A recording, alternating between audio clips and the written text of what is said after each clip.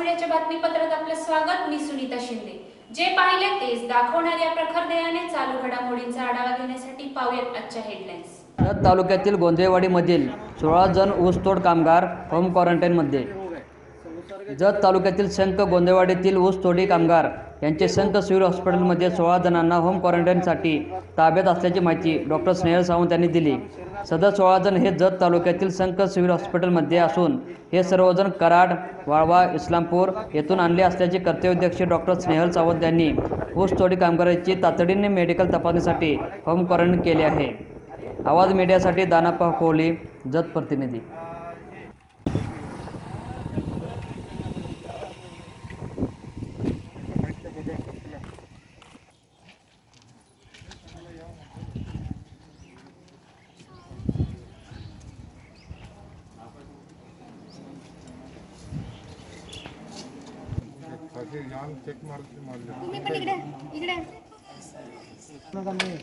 अक्षय कोण आहे?